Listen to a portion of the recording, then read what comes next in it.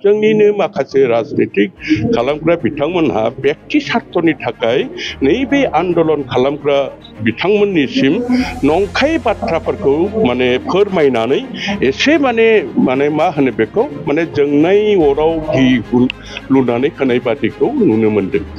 दा बे ओरैबायदि मोनसे मोजां सावरायनायनि गेजेरजों दानि बे एपिडिसिएलनि जेनाखि थार्माल प्रजेक्ट बानायनो नागिरदों बेखौ लानानै जेनाखि सावरायनाय बे खुब मोजाङैनो दा सोलिगासिनो दं। दासो आराम्भ जादों, जोबाखै। आं आसा खालामदों जे बे जिनिसा सावरायनायनि गेजेरजों दिनैहाय मोनसे मोजां सिद्धान्तआव फैगोन।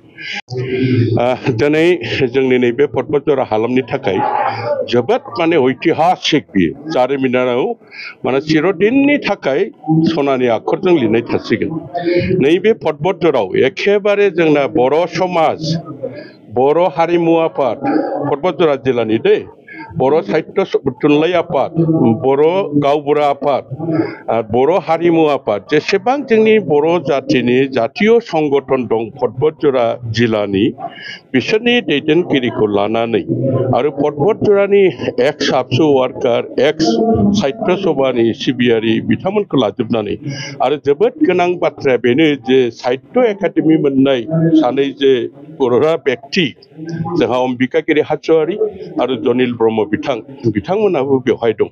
दा बे ओरैबायदि मोनसे मोजां सावरायनायनि गेजेरजों दानि बे एपिडिसिएलनि जेनाखि थार्माल प्रजेक्ट बानायनो नागिरदों बेखौ लानानै जेनाखि सावरायनाय बे खुब मोजाङैनो दा सोलिगासिनो दं। दासो आराम्भ जादों, जोबाखै। आं आसा खालामदों जे बे जिनिसा सावरायनायनि गेजेरजों दिनैहाय मोनसे मोजां सिद्धान्तआव फैगोन।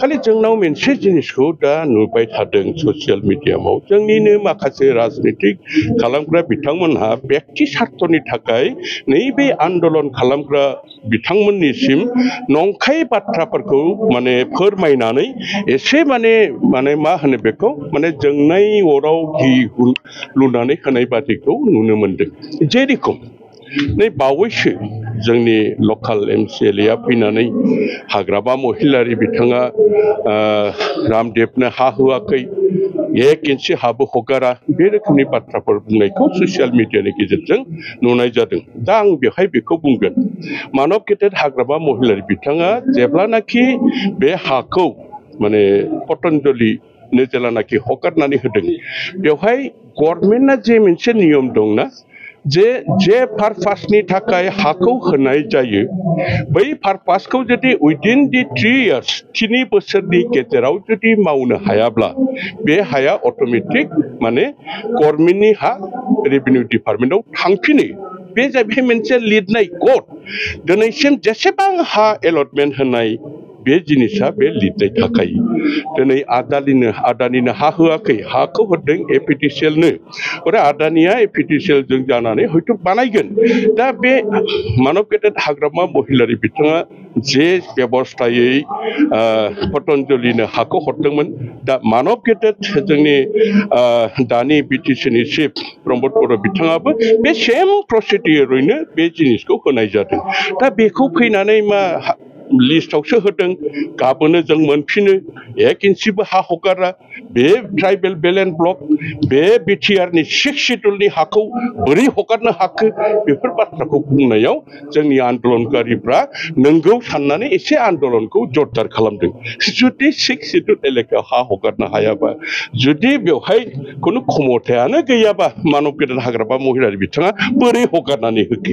गतिके बे आबल थाबल बाथ्रा बुंनानै गुलाय गुजाय जानायनि थाखाय माने जे जिनिसा खुब सहजै समाधान जानांगौमोन बे जिनिसा जायाखै आरोखि, एसे गोनो गोथो जानानै थादों। किन्तु आंहा बिसास दं दिनैनि नैबे मेलनि गेजेरजों बे सुन्दर भाबै बियो समाधान जागोन। आरो बयबो लुबैदों जे जायगाया डेभेलपमेन्ट जाथों। दिनैहाय मोसौ गुमनानै जानायनि बाथ्रा फैदों, बर'फ्रा थैजासे मोसौ गुमनानै जानोसै नामा? क'क्राझार टाउननि बर'फ्रा दा बेसे मोजां जौगाखांनानै दा मडेल मा रोखोम ओंखारदों। क'क्राझार टाउननि बर'फ्रा माब्लाबा मोसौ गुमनानै गाइखेर फाननानै जादों नामा? माब्लाबा मोसौ फिसिनानै माने हाग्रायाव गुमैदों नामा? गतिके बेफोरबायदि आबल थाबल बुंनानै लाब गैया। आसा खालामदों दिनै मोजाङैनो समाधान जागोन।